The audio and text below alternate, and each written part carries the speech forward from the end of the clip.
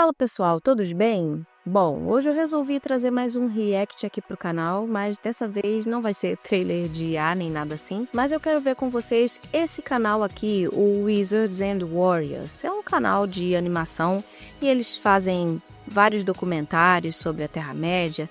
Nós temos vídeos como esse aqui, de até 7 horas, a história completa da Terra-média. Então é um canal bem interessante. Eles não falam apenas de O Senhor dos Anéis, mas também de outros assuntos. E eu quero assistir com vocês, especificamente, esse vídeo aqui, que é a Batalha de Beira-Água, o Expurgo do Condado. Eu já tenho vídeo aqui no canal sobre o Expurgo do Condado, então se você quiser conferir o meu vídeo, ele vai estar linkado aqui na esquerda, vai aparecer para você aqui agora.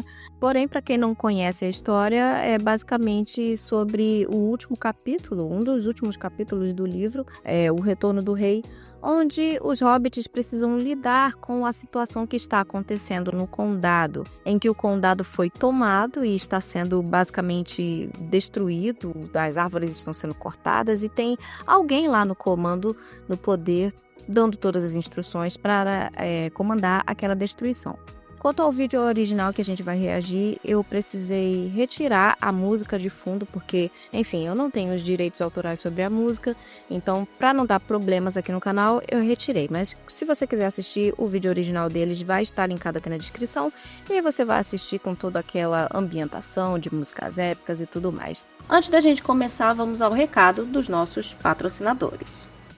Fevereiro chegou trazendo sol, viagens, festa e, claro, muito calor. Mas quem disse que o calor precisa ser um problema? Com a Insider você aproveita cada momento com conforto, estilo e tecnologia. Seja curtindo o carnaval, pegando a estrada ou relaxando, as peças Insider regulam a sua temperatura e te mantêm confortável e fresquinho o dia todo. Você pode ir tranquilamente do escritório à piscina ou praia com muita versatilidade. E eu queria destacar as peças de banho incríveis da Insider, com maiôs e biquínis feitos com tecido Zia-Made, com biomassa de milho, resistente ao cloro, por isso não perdem a cor, com proteção ultravioleta 50, secagem rápida, conforto absoluto e aviamentos banhados a ouro 24 quilates. É muito chique também, né? E o melhor, neste mês o meu cupom Cinejante dá 12% off. Então basta acessar a loja online pelo meu link abaixo na descrição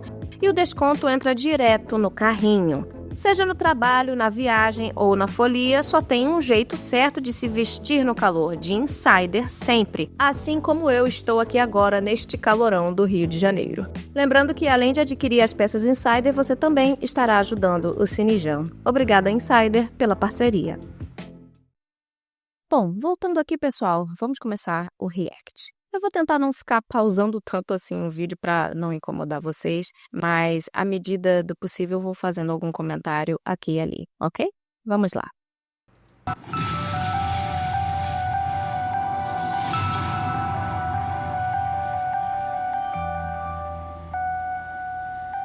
In the aftermath of the Battle of the Black Gate and the destruction of the One Ring, Aragorn was returning to Gondor to be duly crowned as King Elessar, having been given the name by Galadriel on May 1st, TA 3109. The ceremony was vast in nature, with people from all over Middle-earth coming to witness the events. Faramir met with the soon-to-be king outside the walls of the city, before announcing the return of the king to his people. Here is Aragorn, son of Arathorn, chieftain of the Dunedain of Arnor, captain of the host of the West, bearer of the Star of the North, wielder of the sword reforged, victorious in battle, whose hands bring healing, the Elfstern, Elessar of the line of Valindir, Isildur's son, Elendor's son of Numenor. Shall he be king and enter into the city and dwell there? And all those gathered cried approval aloud in one voice, allowing Aragorn to once more enter the city he had saved not long before, this time not only as a healer, but also as king. Frodo was given the honor of carrying the crown, and Gandalf then placed the wings of pearl and silver, which formed the likeness of a seabird, upon Aragorn's head. Apenas um adendo aqui, parece que o formato dessa coroa, conforme a gente está vendo aqui na imagem, parece que foi replicado um pouco lá em Anéis do Poder, né? Faramir, who was now the steward of Gondor, cried aloud, "Behold the king!" a cry which was taken up once more by the populace of the city in one voice. With this, King Elisar entered the city to the ringing of silver trumpets as the royal banner was unfurled from the highest tower in the city. Aqui é o momento de propaganda do canal, é o patrocinador deles, então eu vou avançar só pouquinho. Several months later, a company of elves led by Elrond came to the city. He handed over to Aragorn the symbol of royalty in Arnor, the scepter of Anúminas, confirming his status as King of Arnor. Shortly afterward, Aragorn and Arwen were married, with the new Queen of Gondor and Arnor renouncing her immortality for the love she bore the greatest of the line of Isildur.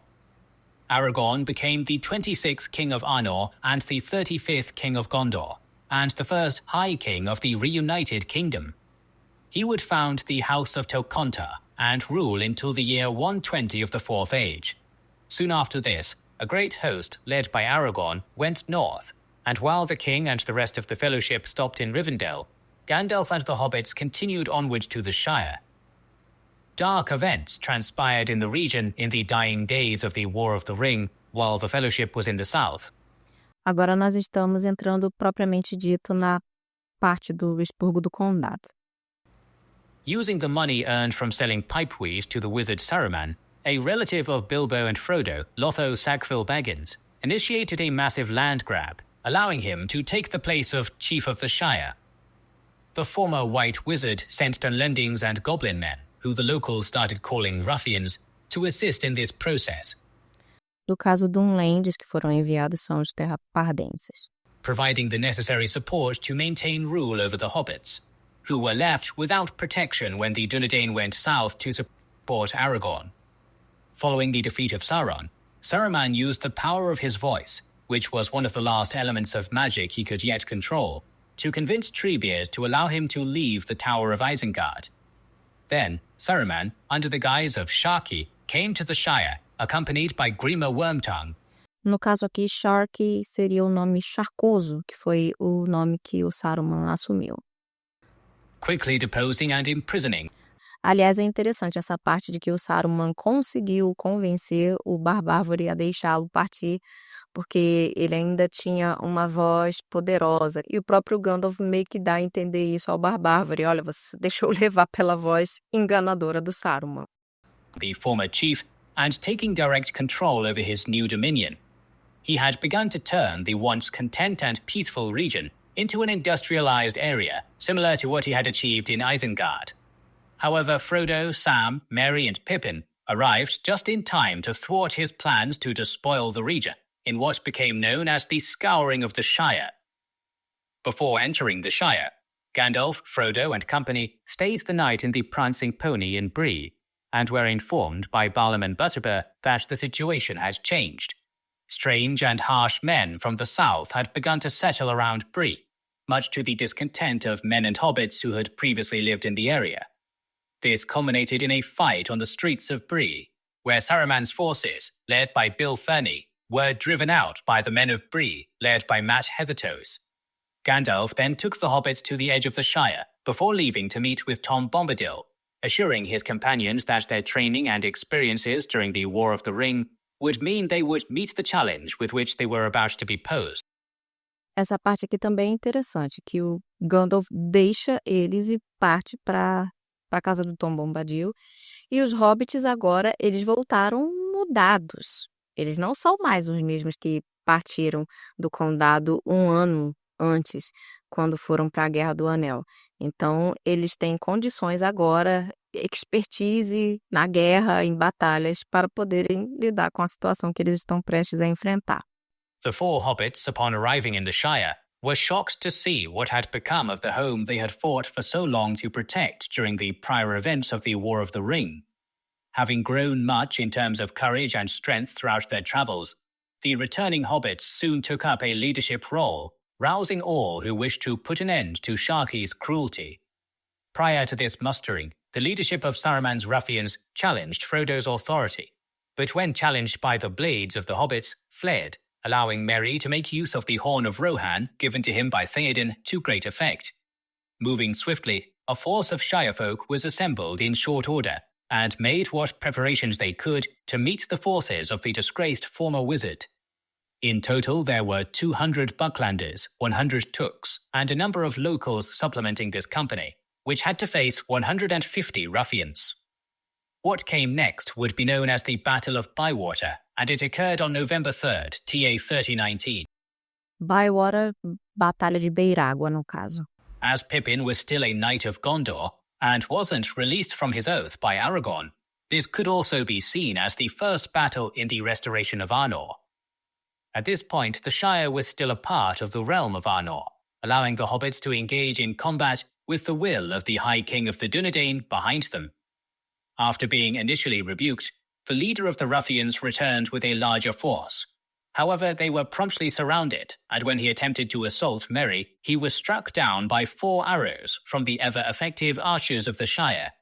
They displayed the same strength which had allowed them to aid the King of Gondor as far back as the Battle of Fornost. The rest of the ruffians were then arrested and imprisoned. More men were dispatched by Sharkey. However, the Hobbit forward scouts gave the members of the Fellowship sufficient time to prepare a defense of Bywater. Merry and Pippin took charge, utilizing everything they had learned during their service in the employ of the King of Rohan and Steward of Gondor. Makeshift roadblocks were prepared using carts and wagons, and when the ruffians arrived, they entered the center of the built-up area only to find they had been entrapped. The advantages of their greater stature and strength compared to an individual hobbit were eliminated in this way. Attempting a breakout, many were struck down by the deadly volleys of arrows loosed by the hobbits, and those who successfully broke through their entrapment were promptly surrounded and cut down. Sam, Merry, and Pippin took an active role in the combat, displaying their martial prowess and inspiring their fellow Shirefolk to hold the line, even though they were not comparable in terms of strength. Para você ver que os hobbits aqui eles estavam bem preparados, né, para lidar com toda aquela situação, porque os rufiões eram homens de maior estatura, mas os hobbits, no caso, já tinham a esperteza da guerra agora, então eles souberam muito bem como lidar com a situação. Frodo, meanwhile, did not fight, but instead ensured that every ruffian who threw down their arms and surrendered was not slaughtered, but instead imprisoned and treated fairly. The battle was a resounding victory for the Shirefolk, as only 19 hobbits were killed with 30 wounded, compared to the 70 ruffians who were killed and 12 captured, while the remainder of Sharkey's men fled the Shire. The following day, Frodo and the other hobbits led their force to Hobbiton to confront Sharkey, discovering it was in fact Saruman. The wizard was now powerless, and Frodo exiled him, granting him his life if he was to leave the Shire and never return. Saruman, having been forever tainted by his former master Sauron, responded with characteristic cruelty, decrying the weakness of the hobbits before viciously kicking Grima Wormtongue. This was too much for the former man of Rohan, whose patience broke, and he lunged for the former despot of the Shire, slitting his throat. Before Frodo could stop them, the archers of the Shire reacted, piercing Grima with multiple arrows and ending his life immediately. Como você pode ver, não é igual no filme a morte do Saruman. O Saruman, na versão estendida, ele morre lá na Torre de Orthanc, diante do Gandalf, do Rei de Rohan, do Aragorn. Mas no livro, na verdade, ele morre no Condado. E quem o mata é o próprio Grima, língua de cobra. E o Grima, por sua vez, também morre no Condado, dessa vez pelas mãos dos hobbits que lançam flechas nele depois que ele mata o Saruman. This was the last military engagement of the War of the Ring. The War of the Ring had far-ranging ramifications for every nation in Middle-earth, none more so than that of Gondor. Aragorn went on to rebuild the Kingdom of Arnor after so many years of decay, fostering close relations with the other realms of men, dwarves, and elves, among them Dale and Erebor, who continued to prosper in the Fourth Age. He also successfully campaigned alongside his chief commanders Imrahil and Eomer against the Easterlings and Haradrim, forever ending the threat posed by them. The three men led campaigns beyond the Sea of Ruin, enforcing peace with the Easterlings who dwelt there. Campaigns to the south were also conducted, with the dual might of Gondor and Rohan forcing the men of Harad to give up their possessions in southern Gondor. Likewise, an assault was made on the city of Umbar, which Aragorn had last entered while serving under Denethor's father under the guise of Thorongi. The corsairs of Umbar were utterly routed, and the port city, which had been founded by the Númenóreans so many centuries prior, was returned to its holdings, with the remaining black Númenóreans who resided there seemingly killed also, bringing an end to their destructive legacy since the fall of Númenor. The orcs had also been reduced to insignificant mountain bands following the destruction of the Dark Lord, and the United Kingdom, not that one, reached its greatest territorial extent since Elendil first arrived in the west, ensuring there were no longer any true threats to the High Kingship. Aragorn maintained Minas Tirith as his capital, leading to a quick repopulation of the region, reconstructed Annúminas to serve as his northern capital, and rebuilt Fornos Darain from the ruins of the desolation of the Witch King, constructing a great city in which many men came to reside.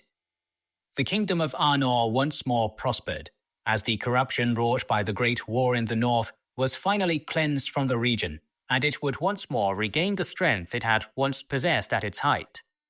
Minas Morgul was razed to the ground, as its corruption would take many years to be fully cleansed from the former joint fortresses of Gondor, with a new holding being built in the Emin Arnen for Faramir and Éowyn to dwell within. Osgiliath was once more rebuilt, also regaining the splendor which had initially made it the first capital of the kingdom, becoming more and more populous as the reign of Elisar continued. Aragorn named Faramir Prince of Ithilien, marrying Éowyn, and the Shire was given independent status from the newly re-established realm of Arnor under the scepter of Annúminas. The king even added the Westmarch to its territory, decreeing that no man was ever to enter into the Shire again, himself included. Even after Aragorn's death, following 120 years of wise rule and the accession of his son, Eldarion, the descendants of this line would continue to rule wisely and well, maintaining the golden age started by their patriarch, following on from the flames of war. Meanwhile, Arwen would die just a year after her husband of a broken heart and was buried at Cerin Amroth in Lorien. In Rohan, Éomer assumed the throne, marrying his dear friend Imrahil's daughter, Lothiriel, who he had fallen in love with during his stay in Gondor. He would prove a gallant ally to the Gondorians in the campaigns that followed, ensuring the Oath of Yorl would continue in perpetuity. Isengard was granted to the Ents, who filled in Saruman's pits and reforested the area, renaming it the Treegarth of Orthanc. While in the Glittering Caves, which Gimli had been forced to take refuge in during the Battle of Helm's Deep, permission was given by Éomer for him to set up a dwarven colony there, which prospered for many years due to the mineral wealth of the caves. The Balrog, being now defeated, also allowed the long-bearded dwarfs under Durin VII to retake Khazad Dûm after so many years exiled from their holes. Legolas would go on to found a colony in Ithilien, while his father Thranduil, alongside Celeborn and Galadriel, purged Dol Guldur of corruption and created a land for the Beornings to reside. However, the destruction of the One Ring ensured the decline of the elves, as the Three Rings began to fade in power, causing the kingdoms which had been preserved by them to fade also. This caused a mass exodus of elves across the sea to Valinor, with all three of the ring-bearers departing. Lorien was eventually abandoned, with the elves of Lothlorien who did not depart moving to the southern part of Mirkwood, founding the realm of East Lorien. The majority of the elves of Rivendell also departed, leaving only Elrond's sons, Celeborn, and a small population of elves to inhabit the region. Eventually, Celeborn, whose heart yearned for Galadriel, took passage to the Undying Lands with his company, and it is said that, with him, went the last living memory of the elder days in Middle-earth. Eu acho essa parte muito triste no livro, quando ele fala que com Celeborn foi-se embora a última memória, a última lembrança dos dias antigos na Terra-média. E é meio que essa ideia, né, de que esse continente agora, a Terra-média, passa a ser um local onde a magia já começa a se esvair um pouco, você já não tem mais seres mágicos presentes ali, como os elfos, até mesmo os magos, né? Então, essa é mais ou menos a ideia do Tolkien, essas histórias dos primeiros dias, dos dias antigos, vão ficando um pouco mais para trás à medida que o continente ele vai se tornando um pouco mais humano, mais comum. É o reino dos homens. Não é mais um local onde os seres mágicos habitem, mais como antes. Frodo never truly recovered from his wounds, and upon finishing his version of The Lord of the Rings in the Red Book of Westmarch in the year of the Third Age 3021, joined Bilbo and Gandalf, who by now had achieved all that was required of him in Middle-earth, as well as Elrond and Galadriel aboard an elven ship. Frodo and Bilbo were allowed passage to the Undying Lands, as they were ring-bearers, in the hopes of healing the damage to their spirits that faring the ring had caused. Sam married Rosie Cotton, having 13 children with her, and was elected Mayor of the Shire 13 filhos. for 7 consecutive 7-year terms, before in the year 61 of the Fourth Age, leaving to take a ship to the Undying Lands as a former ring-bearer to join Frodo in Valinor. Meanwhile, Merry became the Master of Buckland in the year 11 of the Fourth Age, living at Brandy Hall and also Crickhollow, and in the year 13 of the Fourth Age, Pippin became the 32nd Thane of the Shire, a position he maintained for 40 years, before renouncing it in the year 63 of the Fourth Age, when he revisited Rohan and Gondor with Merry. Merry was 102 years old at this stage, and died in Gondor not long after arriving, being laid to rest in Gondor. Pippin died not long after, and was laid to rest with Merry in Gondor. After the great King Elisar died in the year 120 of the Fourth Age, Merry and Pippin were entombed next to him. Essa parte também é muito bonita, que o Merry e o Pippin foram enterrados depois, junto com o Aragorn. É bem bonito. Afinal de contas, eles se tornaram súditos do rei de Gondor. After Aragorn's death, Legolas and Gimli left their respective colonies in the hands of their people. The pair, that had grown incomprehensibly close despite initial frictions between them, then went west, where Legolas built one last ship at the Havens to take them across the sea towards Valinor. In doing so, Gimli became the first and only ever dwarf to make his way to the Undying Lands. Neither of them was ever seen again in Middle-earth, and lived in Valinor with their old friends to the very dying days of the world. Esse final também é incrível, ao meu ver. Então, é bem legal. O Tolkien, ele sabia escrever bons finais para seus personagens. Mesmo quando eles morriam, eram bons finais, né? Vamos concordar. Bom, beleza, pessoal. Esse é o final do vídeo. Se você quiser, se inscreva no canal deles, o Wizards and Warriors. Eu vou deixar também um link original do canal aqui na descrição. Espero que você tenha gostado desse vídeo. Se gostou, por favor, deixe seu like, se inscreva no canal se não for inscrito. Não deixe de checar também, pessoal, o link da Insider, tá aqui na descrição. Lembre-se que se você adquirir um produto deles, você vai estar ajudando o canal Cinejan e me ajudando com esse patrocínio que é muito importante, principalmente nesses tempos difíceis de YouTube. Bom, pessoal, a gente se vê na próxima. Um grande abraço e valeu!